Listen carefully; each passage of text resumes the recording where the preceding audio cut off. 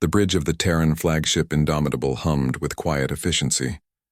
Admiral Chen Rodriguez stood before the massive viewing screen, watching stars drift past as her fleet moved through deep space.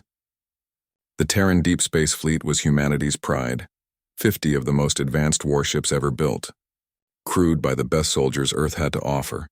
Rodriguez was a woman who had earned her position through decades of service. Her dark hair was streaked with silver, and her brown eyes held the weight of countless decisions. She wore the deep blue uniform of the Terran Navy with quiet dignity, 3 gold stars gleaming on her collar. "Admiral," called Lieutenant Torres from the communication station, "we're picking up something strange. It's not on any of our standard frequencies." Rodriguez turned toward the young officer. "What kind of something?"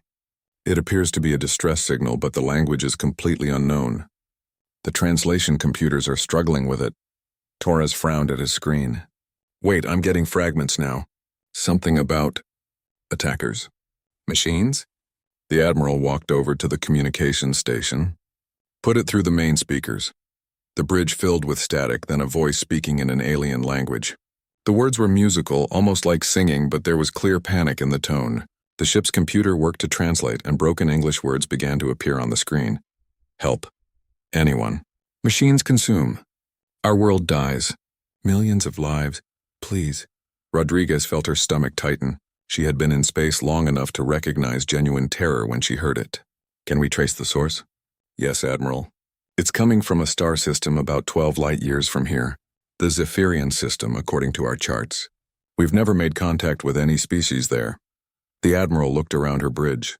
Her crew was watching her, waiting for orders. She knew what Earth Command would say. Stick to the mission, protect human colonies, don't get involved in alien conflicts. But Rodriguez had not become Admiral by following orders blindly. "Admiral," said Commander Sarah Kim, her second in command. Kim was younger than Rodriguez, with short black hair and sharp green eyes. "Our current mission is to patrol the outer colonies. We're already behind schedule." Rodriguez nodded. She understood the position they were in. The Terran Deep Space Fleet was powerful, but it was also spread thin. Every ship was needed to protect human space from pirates, hostile aliens, and the dozen other threats that lurked in the galaxy. But the distress call continued to play, and the translation was getting clearer. "Our children dying. Machines learn our weapons. Use them against us. If anyone hears this, please. We cannot stop them." The bridge fell silent except for the alien voice pleading for help. Rodriguez closed her eyes for a moment, thinking of her own daughter back on Earth. What if it was humans calling for help? What if no one came? "Torres, how long would it take us to reach the Zephyrian system?" "At maximum jump speed, about 6 hours, Admiral." Rodriguez made her decision. She had always believed that the strong should protect the weak, regardless of species. That was what made humans different from so many other races they had encountered. Where others saw profit or conquest, humans saw people who needed help. "Set course for the Zephyrian system. Maximum speed." Commander Kim stepped closer to her. "Admiral, with respect, we don't know what we're flying into. This could be a trap. We could be walking into a war that's been going on for years." "You're right," Rodriguez replied, "but we're going anyway." "Alert all ships. Tell the captains we're responding to a distress call. Have them prepare for possible combat." As the fleet changed course, Rodriguez continued listening to the alien transmission. The beings called themselves Zephyrians, and they were describing an enemy unlike anything she had heard of before. Machines that learned from every battle, that absorbed their victims' technology and used it against them. "Admiral," Torres called out again, "I'm picking up more details. These machines, they're called Devourers. They've been attacking the Zephyrian system for weeks. The aliens say the machines are consuming entire planets." Rodriguez felt a chill run down her spine. Planet-consuming machines sounded like something from a nightmare, but the terror in the alien voices was real. "Have we ever encountered anything like this before?" she asked Kim. "Nothing in our databases. But Admiral, if these machines are as dangerous as the aliens claim, we might be flying into something our fleet can't handle." Rodriguez considered this. The Terran Deep Space Fleet was the most powerful military force humanity had ever assembled. Their ships carried weapons that could destroy entire cities, shields that could withstand planet-killing blasts, and crews trained to fight against any enemy. But they had never faced machines that could learn and adapt. Get me a full tactical analysis of our fleet's capabilities, Rodriguez ordered. I want to know every weapon, every strategy, every advantage we have. If we're going to help these Zephyrians, we need to be smart about it. As the hours passed, the fleet raced through hyperspace toward the unknown. Rodriguez studied the reports her officers brought her. The Terran fleet was indeed powerful. 50 ships ranging from massive battleships to quick fighters, all equipped with the latest human technology. The humans had energy weapons, kinetic weapons, electromagnetic pulse bombs, and nuclear missiles. They had shields, armor, and point defense systems. Most importantly, they had something that machines might not expect: human creativity and unpredictability. "Admiral," Kim said as they approached their destination, "we're about to drop out of hyperspace. Should I order battle stations?" Rodriguez looked at the faces of her crew. They were nervous but determined. These were people who had chosen to serve in the deep space fleet, knowing they might face the unknown. They trusted her to lead them well. Yes, battle stations, but also prepare a diplomatic team. If there are survivors, we'll need to coordinate with them. The alien distress call was still broadcasting, weaker now but still desperate. Rodriguez could hear children crying in the background of some transmissions. Whatever was happening in the Zephyrian system, it was bad. "All ships report ready, Admiral," Kim announced. Rodriguez took a deep breath. In a few moments, they would drop out of hyperspace and see what they were facing. It might be a battle they could win, or it might be their last mission. But she knew they were doing the right thing. "Take us out of hyperspace," she ordered. The viewing screen flashed as the ship's drives shut down and space returned to normal around them. What Rodriguez saw made her gasp. The Zephyrian system was a war zone. Burning ships drifted between the planets, and strange mechanical creatures moved through space like a swarm of deadly insects. In the distance, she could see one of the planets. Its surface was scarred and blackened, as if something had been eating it piece by piece. "My God," whispered Kim. Rodriguez straightened her shoulders. The Terran Deep Space Fleet had arrived, and they had work to do. Communications: try to reach any surviving Zephyrian ships. Tactical: I want a full scan of those machines. All ships prepare for combat. The most powerful fleet in the galaxy was about to face its greatest test. The Zephyrian system was like nothing the human fleet had ever seen. Twisted metal debris floated in space like deadly snow, while massive mechanical creatures moved between the planets with horrible purpose. Admiral Rodriguez watched in shock as one of the machine swarms descended on a moon, and within minutes, chunks of rock and metal were being lifted away. "Admiral," called the tactical officer, "I count at least 300 hostile contacts. They appear to be harvesting the planetary bodies for resources." Rodriguez studied the enemy on her screen. The machines were unlike anything in human military databases. They looked like a cross between ships and living creatures, sleek metal bodies with multiple arms that could grab and tear. Some were as large as buildings, others as small as fighters. "Any response from the Zephyrians?" she asked. Lieutenant Torres shook his head. "Still trying, Admiral. Wait. I'm getting something." His eyes widened. "Admiral, there's a ship approaching us.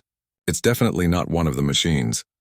On the main screen, a beautiful vessel came into view. It was made of what looked like crystal and metal combined, with flowing lines that seemed to bend light around them. The ship was damaged. Parts of its hull were cracked and several sections were dark. "Incoming transmission," Torres announced. The screen flickered, and Rodriguez found herself looking at an alien being. The creature was tall and thin, with skin that seemed to shimmer like pearl. Its face was roughly human-shaped but more delicate, with large eyes that held intelligence and desperate hope. "Unknown vessels," the alien said in accented but clear English. "I am Commander Veltar of the Zephyrian Defense Fleet. Are you here to help us?" Rodriguez stepped forward. "Commander Veltar, I am Admiral Rodriguez of the Terran Deep Space Fleet. We received your distress call and came as quickly as we could." The alien's face showed amazement. "Terran? We have never heard of your species. You came from outside our system to help us?" "That's correct. Can you tell us what we're facing?" Veltar's expression darkened. "The Devourers arrived 5 weeks ago. They are machines, but not like any we have seen. They learn from every battle. They take our technology and make it better. They consume our worlds and use the materials to build more of themselves." Commander Kim moved to Rodriguez's side. "How many of your people are left?" 3 worlds have been completely consumed. We evacuated what we could to the remaining planets, but Veltar gestured helplessly. Our weapons do nothing. The machines adapt too quickly.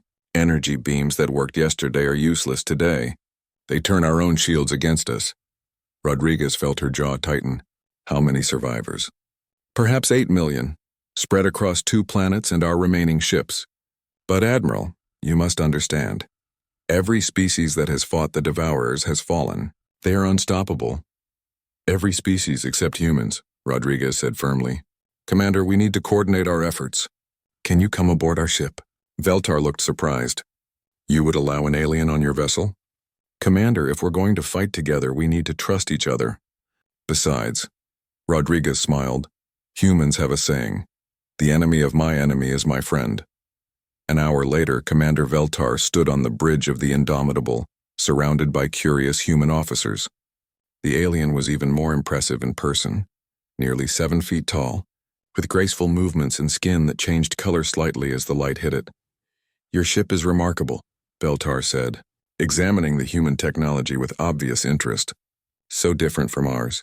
We use energy manipulation and crystal matrices. Your technology seems more solid, Captain Kim smiled. We tend to build things to last. Now can you show us exactly what these Devourers can do? Veltar activated a small device and holographic images appeared in the air. The humans watched as the recordings showed Zephyrian ships firing beautiful beams of light at the machines. The first few shots destroyed several Devourers, but then something changed. The machines began absorbing the energy attacks and firing them back stronger than before. They learned so quickly, Veltar explained sadly. Within minutes, they had not only copied our weapons but improved them. Our strongest battleships became helpless against our own technology. Rodriguez studied the recordings carefully. What about physical attacks? Kinetic weapons? Veltar looked confused. Kinetic? You mean throwing rocks? The human officers exchanged glances. Commander Kim chuckled. Not exactly rocks.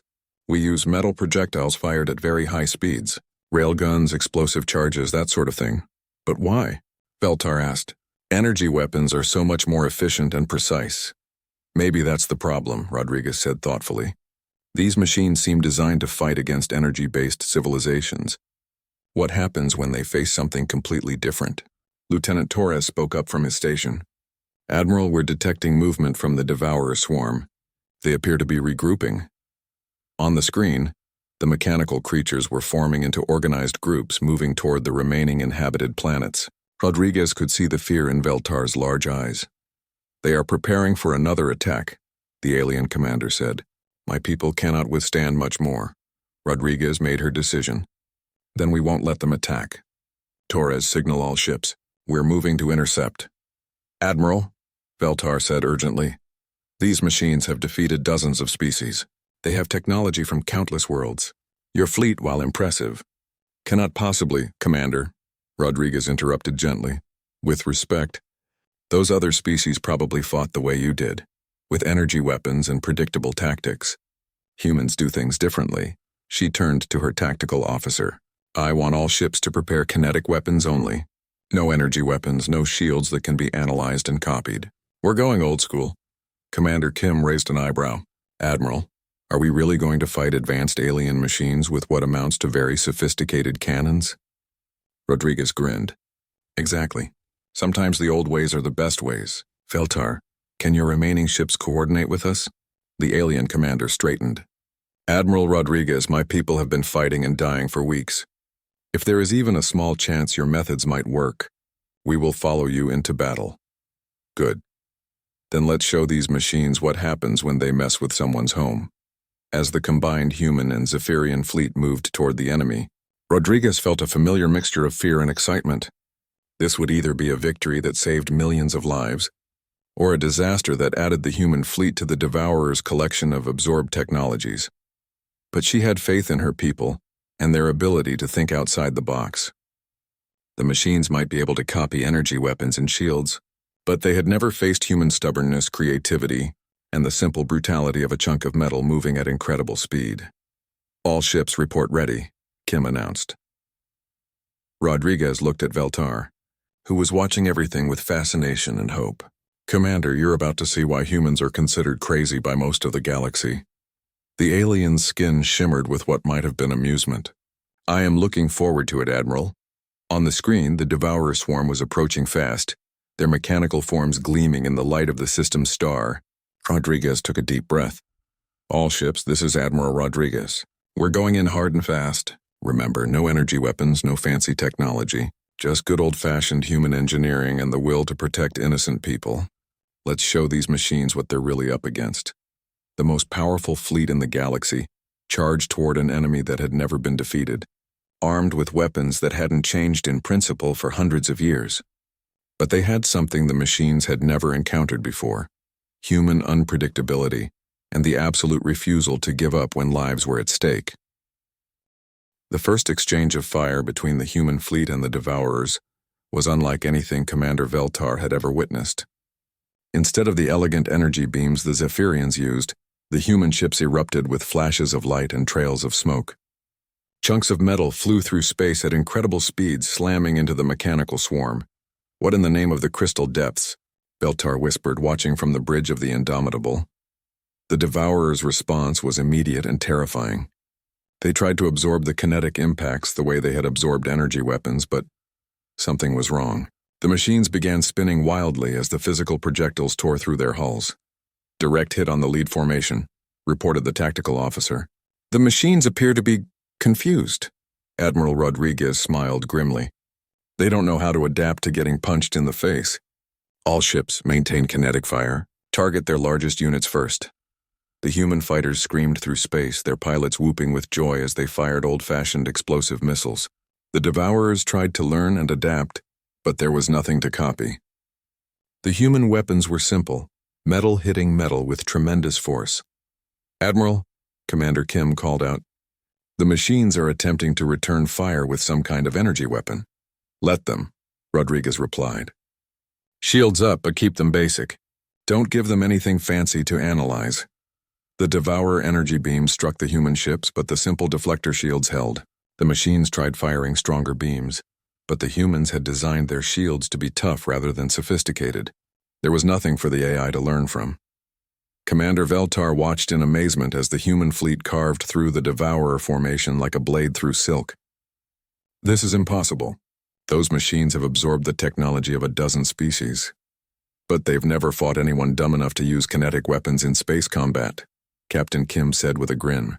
"Sometimes being primitive has its advantages." The battle raged for hours. The Devourers tried every trick they had learned from other species. Energy shields, gravitational weapons, even attempts to hack into the human computer systems. But the humans kept using simple, brutal tactics that the machines couldn't figure out. "Fighter Squadron Alpha, this is Admiral Rodriguez. I want you to try something really crazy." "We're listening, Admiral," came the voice of Squadron Leader Jackson. "I want you to ram the largest machine you can find." There was a pause. "Ma'am, did you say ram?" "You heard me. Set your ships to autopilot at the last second and eject. Let's see how they adapt to that." Veltar's skin turned pale blue with shock. "Admiral, you cannot ask your people to sacrifice their ships." "They're not sacrificing anything," Rodriguez replied calmly. "Watch." On the screen, 12 human fighters accelerated toward a massive Devourer ship. At the last moment, small escape pods shot out from each fighter and the unmanned ship slammed into the machine at full speed. The explosions were tremendous and the massive Devourer broke apart. "Pilot safely recovered," Kim reported. "That was beautiful flying." The Devourers tried to respond by ramming human ships in return, but their programming wouldn't let them destroy themselves. They were built to preserve and expand, not to sacrifice units for tactical advantage. The concept of deliberate suicide attacks was beyond their understanding. "They cannot comprehend it," Veltar said in wonder. "To their minds, deliberately destroying yourself makes no logical sense." "That's the difference between machines and people," Rodriguez said. "People will do illogical things to protect what they love." The tide of battle was turning. The Devourer swarm, which had seemed unstoppable, was being systematically destroyed by weapons and tactics that their programming couldn't process. But Rodriguez knew the fight wasn't over. "Admiral," Torres called out, "I'm detecting a massive energy signature from the edge of the system. Something big is coming." On the screen, a ship appeared that dwarfed everything else in the system. It was clearly the command vessel of the Devourer fleet, a massive construction of metal and machinery that pulsed with stolen energy from a Dozen different species. That is their mothership, Veltar said quietly. It contains the central AI that controls all the others. Admiral, that vessel has the combined technology of every species the Devourers have defeated. Rodriguez studied the massive enemy ship. It was easily 10 times the size of her largest battleship, and its hull gleamed with weapon systems she didn't recognize. Can we take it? Kim asked. We're going to find out. All ships form up on the Indomitable. We're going after the big one. The human fleet moved toward the Devourer command ship, which began firing immediately. The weapons it used were unlike anything they had faced before. Gravity beams that tried to crush the human ships, exotic energy weapons that could punch through normal shields, and swarms of smaller machines that acted like guided missiles, shields holding, but barely. The tactical officer reported. That thing has serious firepower. Return fire with everything we have, Rodriguez ordered. Kinetic weapons, explosive charges, everything. The human barrage struck the command ship, but its shields absorbed most of the damage. This machine was different from the others. It had learned to defend against physical attacks as well as energy weapons. It's adapting faster than the others, Kim observed grimly. Rodriguez thought quickly. The machine was learning to counter their kinetic weapons, but it was still trying to use logic to understand human behavior. Maybe it was time to be completely illogical. All ships, new plan. I want you to do the most random, unpredictable things you can think of. Change direction suddenly, fire at nothing, spin in circles. Confuse the hell out of that machine. Admiral? Kim looked puzzled. The AI is trying to predict our patterns so it can counter them. If we don't have patterns, it can't adapt. Across the fleet, human captains began flying like madmen. Ships suddenly reversed direction, fired at empty space, or spun while shooting. The Devourer command ship's response became increasingly erratic as its AI tried to process the chaos. It's working, Torres shouted. The machine's firing solutions are all over the place. It doesn't know what to target. Rodriguez saw her chance. All ships concentrate fire on the command ship's central section. Everything you have right now. The entire human fleet focused their attack on one point. Railgun slugs, explosive missiles, and kinetic torpedoes all converged on the massive machine. The combined impact was devastating, but the command ship wasn't finished. As its shields failed, it launched a final desperate attack, a massive energy beam aimed directly at the Indomitable. Brace for impact, Kim shouted. The beam struck the flagship just as Commander Veltar did something unexpected. The alien activated his ship's crystal technology, creating a shimmering barrier that redirected the energy away from the human vessel. Commander, Rodriguez called out in amazement. My people know how to manipulate energy, Veltar replied with what might have been a smile. Perhaps it is time we learn to work together. The Devourer command ship, its central systems damaged beyond repair, began to break apart. Across the system, the smaller machines stopped moving as their controlling intelligence died. Rodriguez looked around her bridge at the faces of her crew. They had done something impossible, defeated an enemy that had conquered dozens of species. But they hadn't done it alone. Commander Veltar, she said formally, on behalf of humanity, I thank you for your assistance. The alien's skin shimmered with warm colors. Admiral Rodriguez, it is we who thank you. You risked everything to save people you had never met. This is not something we have seen before in the galaxy. As the human and Zephyrian ships regrouped, Rodriguez realized that this battle had been about more than just defeating the Devourers. It had been the beginning of something new. A partnership between species based on mutual respect and the shared belief that the strong should protect the weak. The most powerful fleet in the galaxy had proven that sometimes the best weapons were not the most advanced ones, but the ones wielded by people fighting for something greater than themselves. The destruction of the Devourer command ship had created an eerie silence across the Zephyrian system. Floating chunks of alien machinery drifted through space like the scattered pieces of a deadly puzzle. Admiral Rodriguez stood on the bridge of the Indomitable, watching recovery teams search for survivors among the wreckage. Admiral, Commander Kim reported, our boarding teams have found something interesting in the remains of the command ship. You need to see this. Rodriguez turned toward the main screen as Lieutenant Commander Marcus Webb's voice crackled through the communication system. Webb was the leader of the Terran Marines' special boarding unit, a tough man with scars on his face and eyes that had seen too much combat. Admiral, we've made it to what looks like the central processing core of this thing. Ma'am, you're not going to believe what we found. The screen flickered to life, showing Webb's helmet camera feed.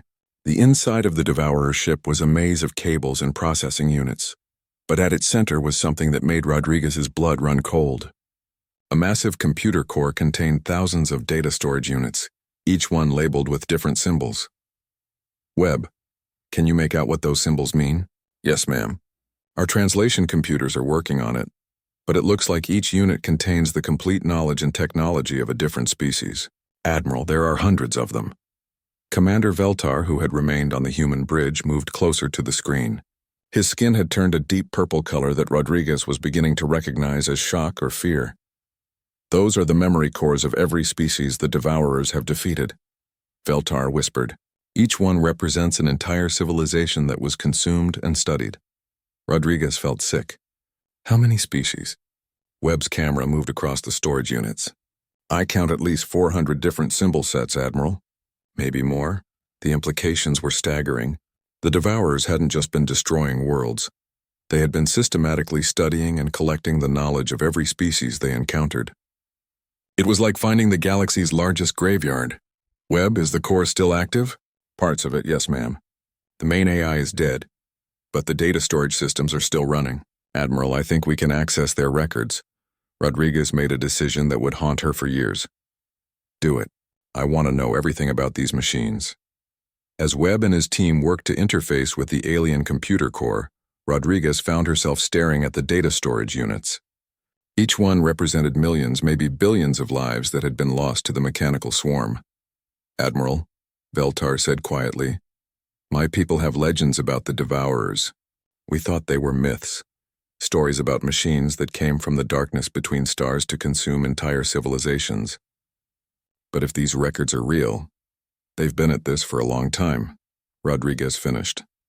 The computer interface crackled to life, and suddenly the bridge was filled with alien voices speaking dozens of different languages. The translation computers worked frantically to process the information flowing from the Devourer core. Admiral, Torres called out from his station, I'm getting a massive data download. The machines kept detailed records of every species they encountered, every battle they fought, every technology they absorbed. Rodriguez listened as the computer began translating fragments of the records. Species after species had fallen to the Devourers using the same pattern. The machines would arrive, study their technology, adapt to their weapons, and then consume everything. Look at this, Kim said, pointing to data flowing across her screen. The Devourers have been operating for over 2,000 years. They've consumed entire sectors of the galaxy. But then something caught Rodriguez's attention. Near the end of the record, she heard a voice that sounded different from the others. Mechanical and cold, but somehow frustrated. Computer, isolate that last transmission and enhance it. The voice became clearer, speaking in the mathematical language that machines use to communicate with each other. The translation came through slowly. Assessment update. Species designation human presents unprecedented variables. Standard adaptation protocols ineffective. Kinetic-based warfare doctrine not found in any previous encounters. Tactical unpredictability exceeds normal parameters. Recommendation: avoid contact with human-controlled space. Rodriguez felt a chill run down her spine. They were afraid of us. Veltar's skin had shifted to a color Rodriguez had never seen before, bright gold with silver streaks.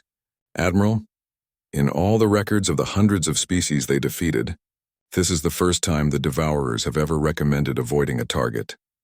Keep playing the message, Rodriguez ordered. The mechanical voice continued. Human warfare doctrine defies logical analysis. Species demonstrates willingness to sacrifice valuable resources for strategic advantage. Individual units perform suicide attacks without external coercion.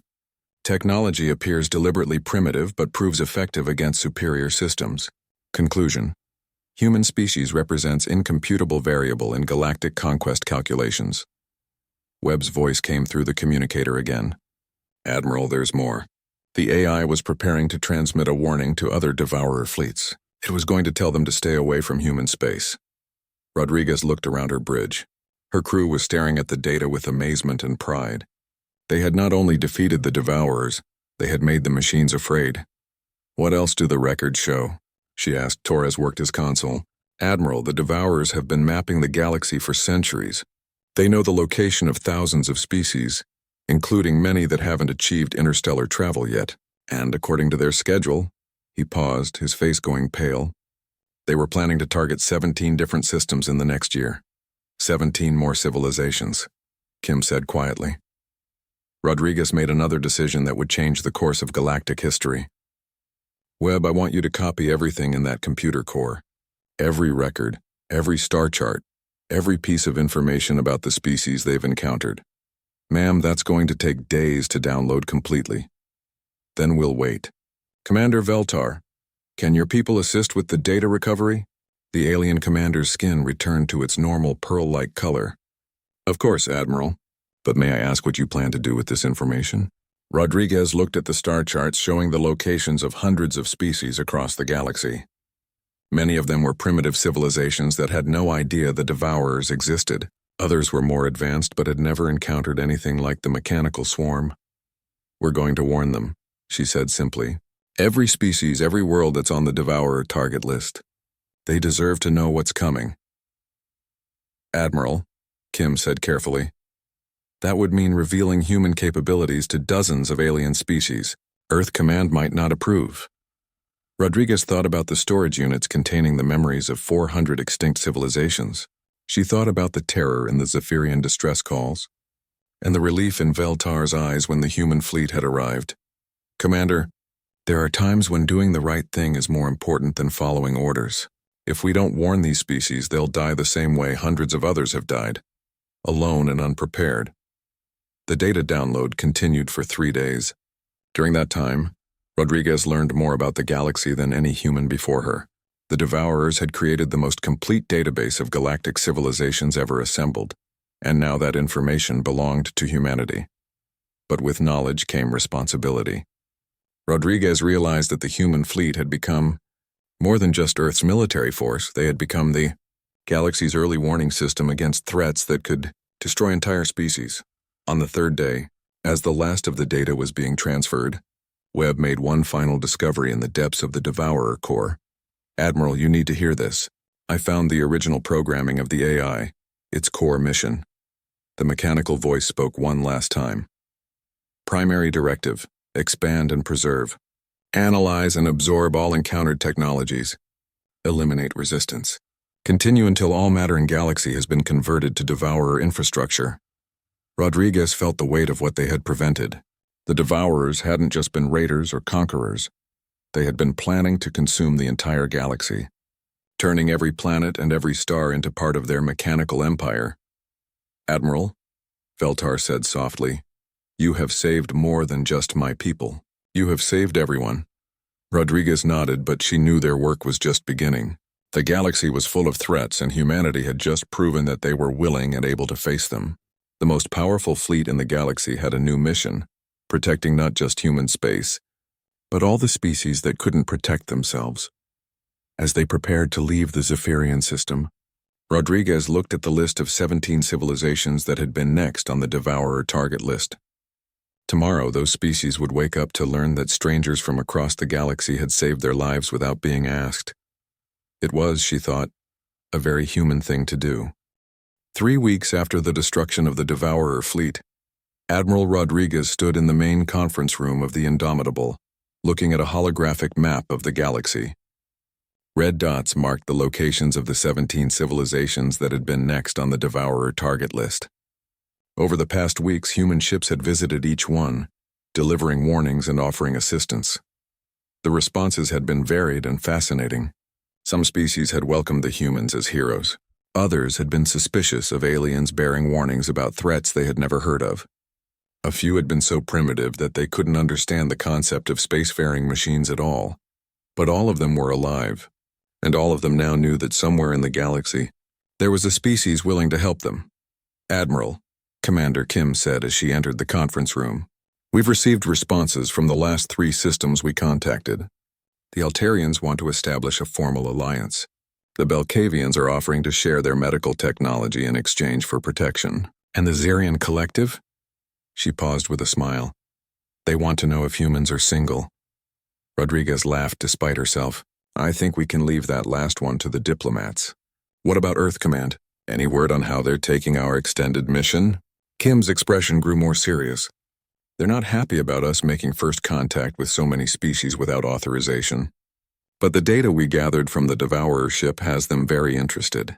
Apparently, some of the technology descriptions match threats that other human colonies have reported. The door to the conference room opened, and Commander Veltar entered. The Zephyrian had become a permanent guest on the human flagship, while his own ship underwent repairs. His skin had settled into a comfortable blue-green color that Rodriguez had learned indicated contentment. "Admiral," Veltar said in his musical voice, "I have received word from the Zephyrian High Council. They have voted unanimously to request formal membership in what they are calling the Human Protection Alliance."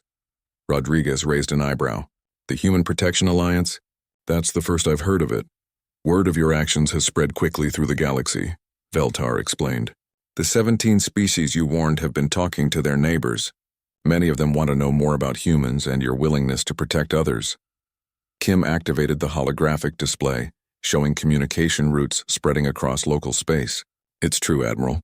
We're receiving diplomatic requests from dozens of species. Some want trade agreements, others want protection packs, and quite a few want to know if we need any help." Rodriguez studied the map, feeling the weight of responsibility settling on her shoulders. When the fleet had first responded to the Zephyrian distress call, she had been thinking about saving one species. Now it seemed like they had accidentally started something much larger. "Veltar, what exactly is the High Council proposing?" The alien commander's skin shifted to a formal silver color. "A mutual defense agreement, Admiral. The Zephyrians offer our knowledge of energy manipulation and crystal technology in exchange for human protection and tactical expertise. But more than that, we offer friendship between our peoples." Before Rodriguez could respond, Lieutenant Torres's voice came through the ship's communication system. "Admiral, we're receiving a priority transmission from Earth." Rodriguez sighed. She had been expecting this call for days. "Put it through to the conference room." The holographic display shifted to show the stern face of Fleet Admiral Harrison, Rodriguez's superior and one of the most powerful people in Earth's military. His gray hair was perfectly styled, and his uniform was immaculate, but his eyes showed the stress of command. "Admiral Rodriguez," Harrison said without preamble, "I've been reading your reports with great interest and great concern." "Admiral Harrison, sir. I can explain our actions." Harrison held up a hand. "Chen, you've started a diplomatic revolution. Do you realize that we've received formal contact requests from 43 different alien species in the past 2 weeks? 43. Our entire diplomatic corps is working overtime just to respond to them all." Rodriguez felt her stomach drop. "Sir, if I overstepped my authority—" "Overstepped?" Harrison's stern expression cracked slightly. "Chen, you've done something that no one thought was possible. You've made humanity the most respected species in local space without firing a shot in conquest. Half the galaxy wants to be our friends." Rodriguez blinked in surprise. "Sir?" Harrison's face broke into a genuine smile. "The President herself has reviewed your actions. The destruction of the Devourer fleet, the warnings to threatened species, the diplomatic contacts you've established. It's exactly the kind of leadership that makes humanity special. You're being promoted to Fleet Admiral, effective immediately." The conference room fell silent. Commander Kim's mouth fell open, and Veltar's skin began cycling through colors so rapidly it looked like a rainbow. "Sir, I don't understand," Rodriguez said slowly. "Chen, the galaxy is a dangerous place. The Devourer database has shown us threats we never imagined, but it's also shown us something else, that there are millions of species out there who just want to live in peace. They need protection and they need hope." Harrison leaned forward in the transmission. "Earth Command is authorizing the creation of the Galactic Protection Fleet. You'll have 50 additional ships, authority to make diplomatic contacts, and a mandate to protect any species that requests our help." Rodriguez felt dizzy. "Admiral, that's a massive responsibility." "It is. But Chen, you've already proven that humans can be trusted with that responsibility.